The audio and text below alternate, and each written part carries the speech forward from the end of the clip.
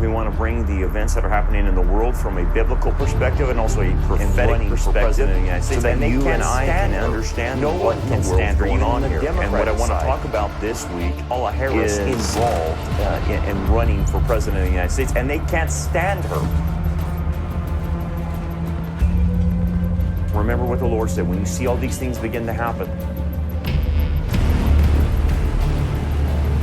look up, lift up your heads, for your redemption draws near. Hey everybody, did you get a chance to watch the crazy halftime show at the Super Bowl? It was insane. And I want to talk to you today about that, because what we are witnessing at the Super Bowl halftime show, it's not accidental. It was not neutral. It's not just entertainment. It's not artistic expression. It is a message to everyone watching. And why does this matter? Well, it's because the culture is celebrating something that it should avoid. See, guys, what a society celebrates reveals what it worships. And what it puts on its largest platform, which is the Super Bowl, right? The halftime show. It's the most watched program of the entire year, nothing comes close. Nothing comes close to the NFL Super Bowl. Nothing. But when they platform a guy like Bad Bunny and have that halftime show, they're wanting to normalize things. And what do they want to normalize? Well, I'm going to go through that in just a bit, because it also lends itself towards us understanding culturally what's happening, but also understanding prophetically what's happening. Again, when you place something, a message like that, in front of children and families and an entire nation, an entire world that is watching this, well, you're discipling, you're evangelizing. Whether you admit it or not, you're sending a message, and that's what it was about. See, the Super Bowl is not just a football game. It's beyond that anymore. It is selling something. Again, it's the largest shared cultural moment, not only in America, but around the world. And again, what happened on that stage at the halftime show is a snapshot of civilization in a moral freefall. I call it slouching towards Sodom. Again, where did I get that phrase, slouching towards Sodom? Well, it comes from the biblical pattern we see in Genesis. Sodom and Gomorrah did not collapse overnight. It normalized itself into judgment. And eventually, as you know, God judged it. Lot did not wake up one day living in Sodom. It was a progression of him moving into it. Remember, he pitched his tent toward it at first. Then he moved closer and moved closer. And then by the time you see him in Sodom, he sat at the gate, which means he became an elder or something like that. He was like some type of city official, maybe the mayor. But how do you go from pitching your tent toward Sodom, moving toward it, and then eventually having some official position? Well, it happens gradually over time. And Lot just kept opening the door and accepting more and more and more. And that's what's happened to our culture. People are like Lot. They just keep letting it happen and absorbing more of Sodom and Gomorrah into their own lives. And so many of them that watched the halftime show probably didn't even realize what messaging was being sent, because they've opened the door already to the messaging, and they've accepted it to begin with. But anyway, Lot raised his family inside of the culture, right? And that culture, God had already condemned. And so what you have to understand about Genesis when you're looking at that, it's not just history, it's a warning. And remember, Jesus even gave a warning saying the last days would be like the days of Lot, right? He mentioned that. And so Romans 1 tells us when a culture suppresses the truth, or even an individual suppresses the truth, God does not immediately destroy that civilization or that person. What does he do? He gives them over to it. He hands them over to their desires. And that's pretty scary. And those desires, if you read Romans 1, begin to dominate not just their private life, but their public life, right? And if you read Romans 1:24, it says God gave them up to uncleanness and the lust of their hearts, to dishonor their bodies among themselves. So that's not a private sin. It goes public. It becomes a public celebration. And so that's what we're talking about. So the NFL then, you have to understand this, it's not simply about football. Roger Goodell is not just simply about football. The owners that are the accountability for Roger Goodell, it's not just about football for them. It's about money, no doubt about that, but it's a cultural gatekeeper. That's what the NFL is. It was, when it first started, an American institution.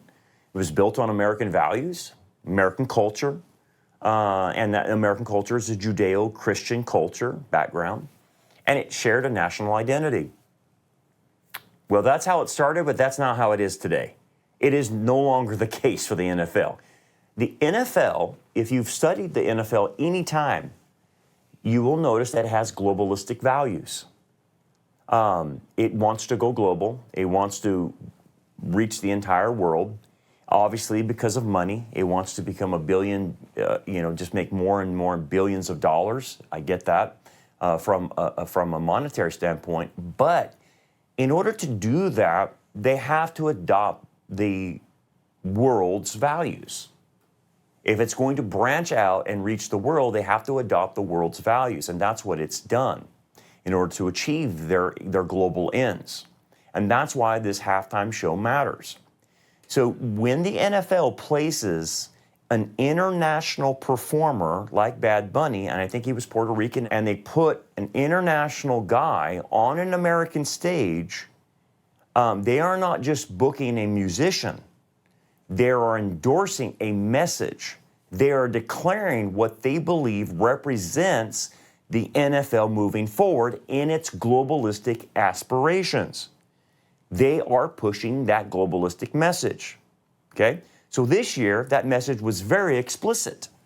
The NFL has pushed America and the West, which represents Judeo-Christian values, off to the side and is appealing to a global market that is antithetical to Judeo-Christian values.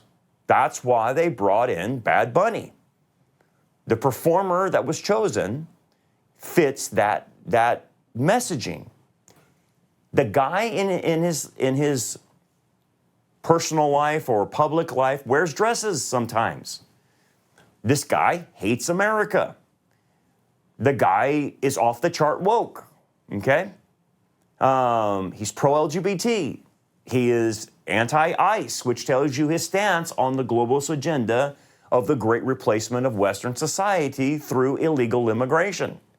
As you guys know, globalists want illegal immigration, not just for political reasons for votes, but for the replacement of Western society to collapse it and get it away from Judeo-Christian society and to turn it to a globalistic society where people are more loyal to global entities rather than their own sovereign nation.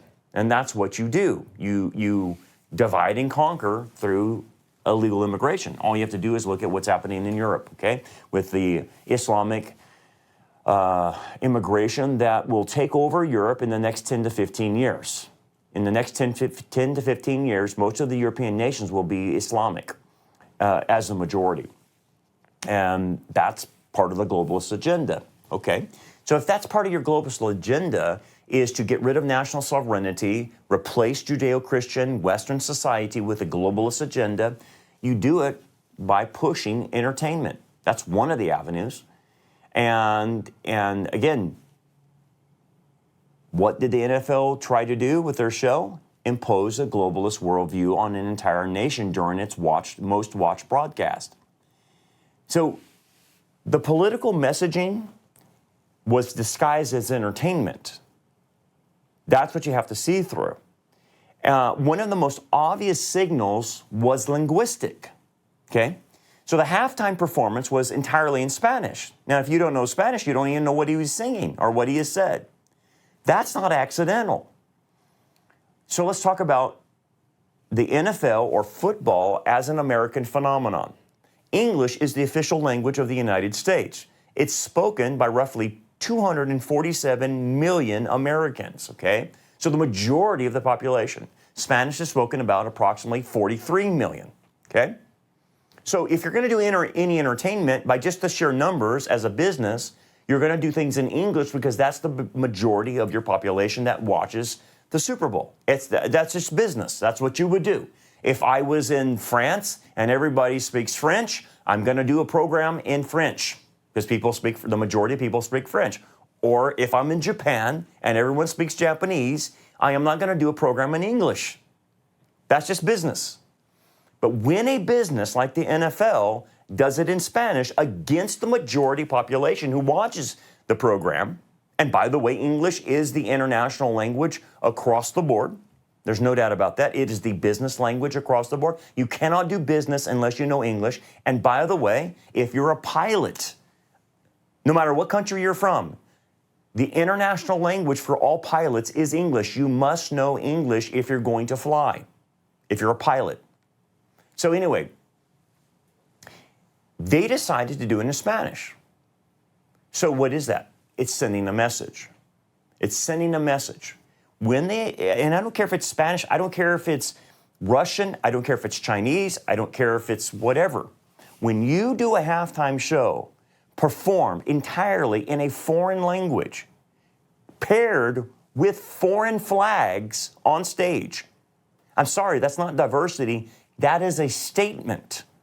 It says America no longer has a share in the cultural center. It says the old norms of the West, Judeo-Christian values, are being replaced by globalism. It says to the host nation, America, hey, America and the West, you must adapt.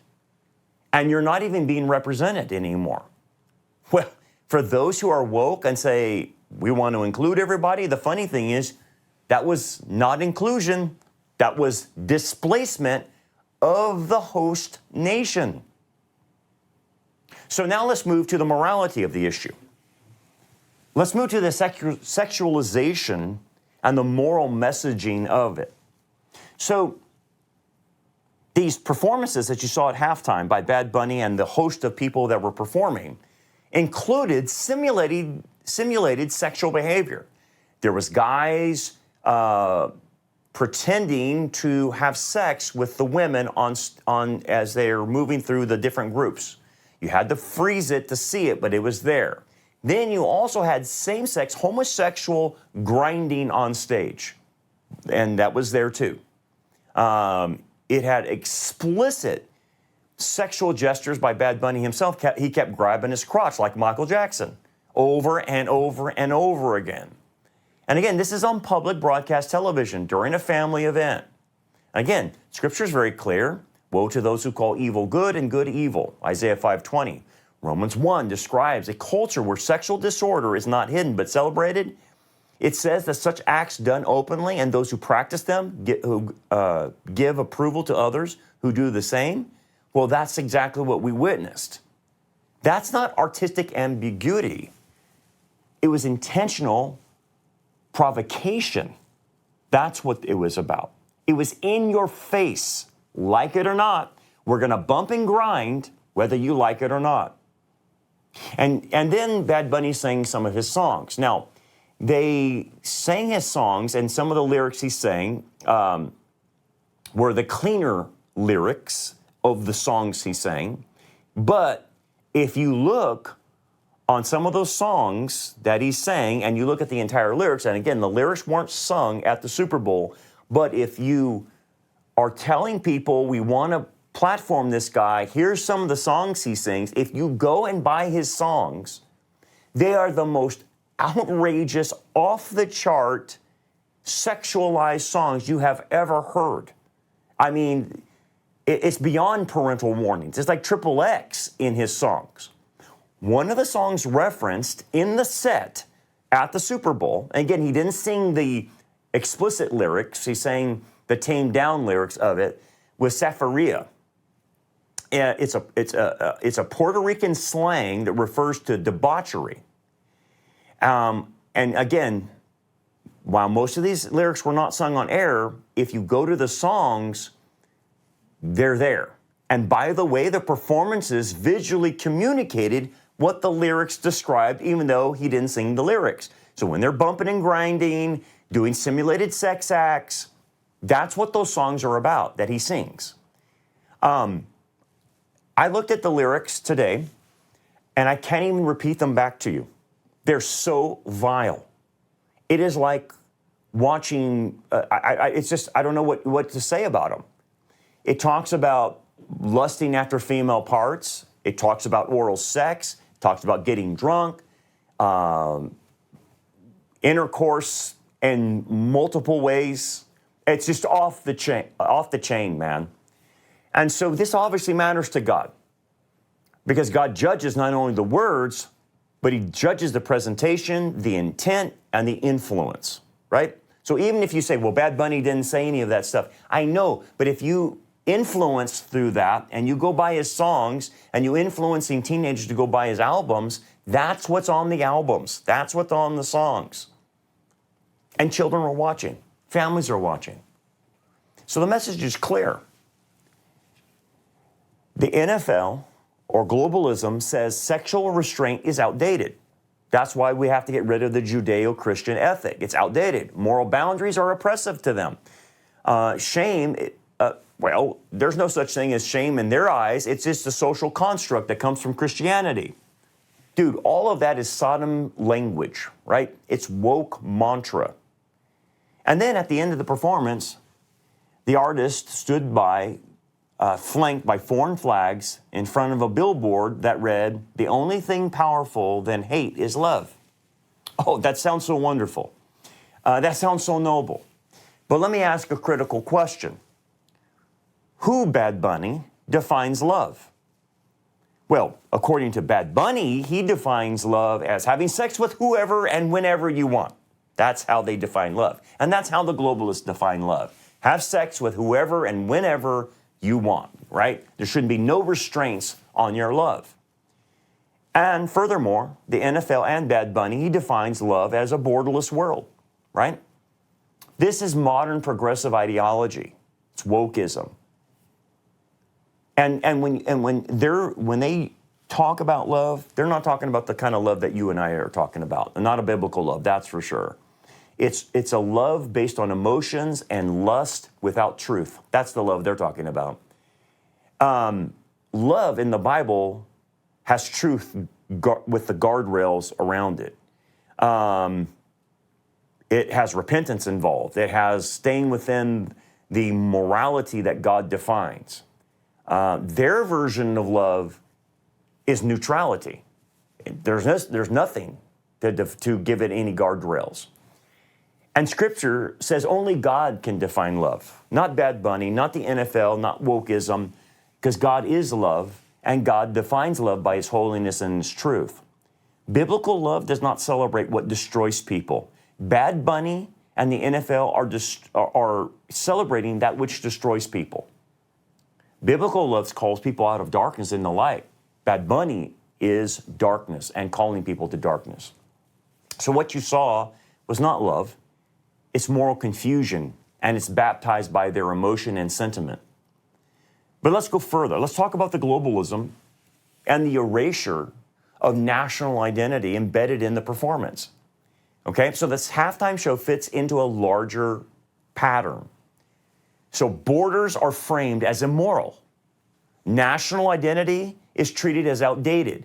Sovereignty is portrayed as hateful. Patriotism is portrayed as racist. This is the same ideology behind the idea of a borderless world that comes straight out of the World Economic Forum or straight out of the UN. It is a replacement of liberty with managed dependence on global institutions. And again, this is not just Roger Goodell. It is the entire owners of the NFL. It is the corporate partners. It is the media networks all pushing this narrative. So, for instance, let's turn how the globalists want to control our money. Remember what they said. You will own nothing and be happy. And you're like, well, what are you bringing this up as far as the NFL is concerned? Well, let me give you an example of the money and how it went down. Okay? So Klaus Schwab in the whole World Economic Forum says, you will own nothing and be happy. So let me expose the moral inversion of our system of economics from the Super Bowl. So get this.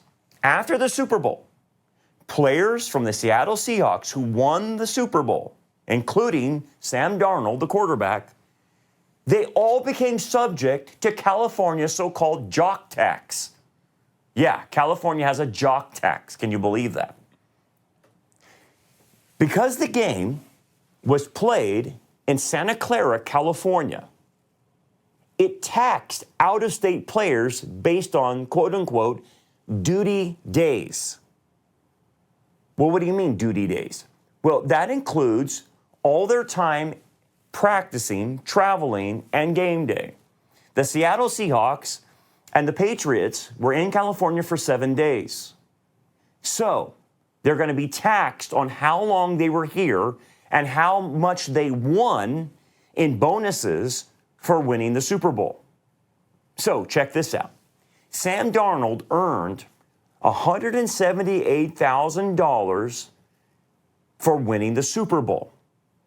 Get this, because of California's tax structure and his $105 million contract, he owes an estimated $249,000 in state taxes to California for coming here for 7 days and winning the Super Bowl. This means he lost money for winning the Super Bowl. After taxes, Sam Darnold faces a net loss of approximately $71,000 for playing the Super Bowl here in California. Let that sink in. When Klaus Schwab said, you'll own nothing and be happy, that's what we're talking about. That's right out of California. That's out of the globalist playbook. The same system that preaches equity confiscates earnings. The same globalist ideology that claims it cares about workers penalizes achievement. The same globalist culture that celebrates excess, sexuality, right, punishes productivity. That's not justice. That's exploitation, guys. And this matches that phrase, you will own nothing and be happy. Thank you very much, Sam Darnold, for playing the Super Bowl and winning it. You now owe California $71,000. You're in the hole now for $71,000. All that money you won, all your earnings, gone. Gone. Why does this matter? Well, biblically it's wrong, but prophetically, this is where things are going. And prophetically, this culture, this civilization is heading for judgment. The world is heading for judgment. We call it the 7-year tribulation. Society, culture, civilization, they have adopted the values of the Whore of Babylon. And Bad Bunny represents all of that. The whole halftime show represents the Whore of Babylon. And let me tell you something you already know. It's not coming back. It's proving why it deserves God's judgment. The Super Bowl halftime show proved that our civilization deserves judgment. And every day we see this lawless system on display, whether you're talking about Minnesota, where you're talking about Islamic takeovers, whether you're talking about the anti-Semitism on Israel, whether you're talking about the apostasy of the church. It's all going in a direction that's not coming back. Now, it's part of that lawless system, and it's on display. And God is going to judge it. That's where it's going. I hope people from within the system get saved out of it. That's your only escape, is you got to get saved. But you already know what Messiah said about that. Narrow is the path, and few who find it. Broad is the road of destruction, and many who find it. And here's the thing. What can we do? What can we do while we're here, while we're supposed to occupy? Well, does it mean we throw up our hands and put on the white sheets and go sit on the rooftop and wait for Jesus to come back? No, you're supposed to be doing work. What you and I are supposed to do is not only evangelize, but create alternatives. What do you mean? Well, as an example, I like what Turning Point did by offering an alternative halftime show. That's thinking. That's what we're supposed to be doing. We don't just throw our hands up in the air and surrender to this saying there's nothing we can do. We are to create alternatives. They provided an alternative halftime show because they refused to accept the cultural coercion. And same with us. I'm not going to sit there and be brainwashed and coerced by the NFL, by their halftime show.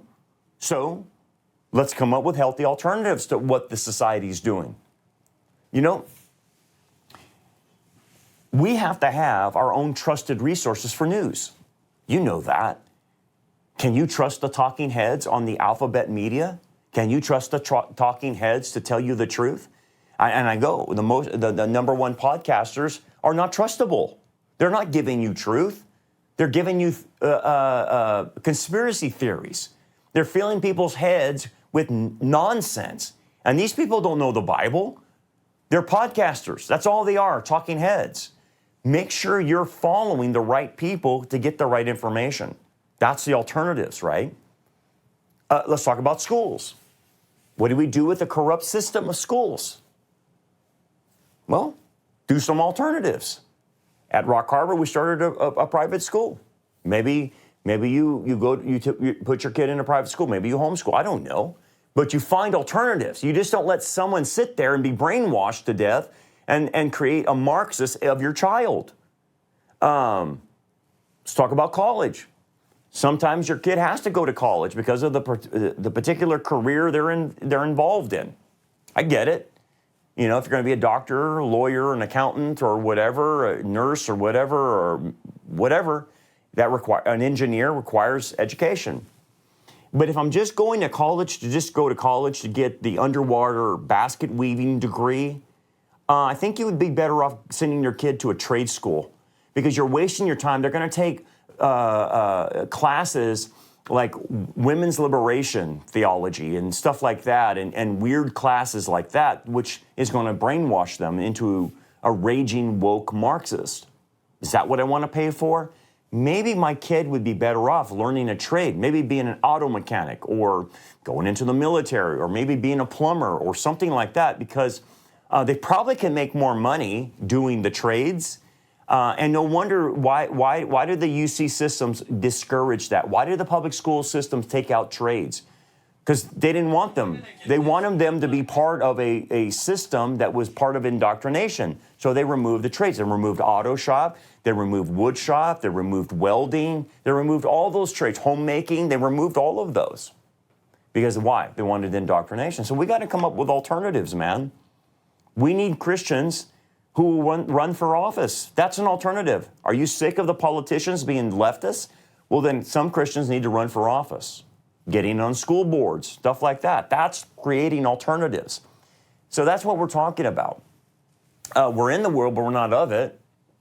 And like Jesus said about rabbinic Judaism or the Mishnah, he said, no one puts a piece of cloth, a piece of unshrunk cloth on an old garment. For the patch pulls away the garment and the tear is made worse. And he says, nor do they put new wine into old wineskins or else the wineskins break. The wine is spilled and the wineskins are ruined. But they put new wine into new wineskins and both are preserved. Now, the original context of that was he's saying, look, I'm not here to patch up Mishnaic Judaism. We're not here to fix it and reform it. It's unfixable. What I am bringing to you is something brand new, the new covenant. And the new covenant cannot fit into rabbinic Judaism. So I'm not here to patch things up and reform it. I'm here to do away with that, not the Mosaic law, but the Mishnah, the rejection of the man-made rules of the oral law, because I'm creating the new covenant. Okay. That's the original intent of it, but in principle, what is he saying? There's a principle that can derive from it. When the system is unfixable, you create an alternative. That's the idea. So, do I think the NFL is going to reform? Do I think writing a letter to Roger Goodell and he's going to get flooded by letters and say, you know what, boy, I really messed that up on this one, boy. I'll fix it next time, and I'll bring a wholesome act next year. You think he's going to do that? No, it's beyond. We're not here to patch up the NFL. We're not here to patch up Roger Goodell. We're not here to reform the owner's mindset. That's not going to happen. It's done. They're not coming back. So what you should expect from every NFL halftime is a whole series of Bad Bunnies over and over and over again. We have to create alternatives. And, God bless TP USA for creating an alternative. But you have to take that in principle and do that in our own lives. That's the idea. God judged Sodom not merely for private immorality, but for public arrogance, for sexual corruption, and the disdain for righteousness, right? That's what he did, and that's what they were doing. And right now, America has checked off every box that brought judgment to Sodom and Gomorrah. Public indecency is normalized, truth is replaced with slogans, national identity is dismantled, economic punishment for success, children exposed to sexual confusion, and yet God is patient. But that patience is not permission. The Super Bowl halftime show was not just bad taste, it is a moral declaration. It said, this is who we are now as a society, and they shoved it in everyone's face. So the church has got to answer. Not with rage, not with fear, but with truth. We must raise our children differently. We must teach them discernment. Refuse to be disciplined by the screens anymore or halftime shows. Refuse to bow down to cultural intimidation. And above all, we must preach the whole counsel of God.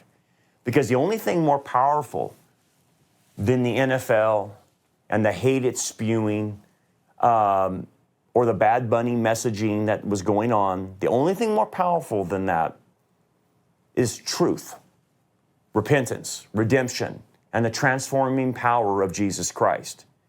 This is the message America needs. They need Jesus.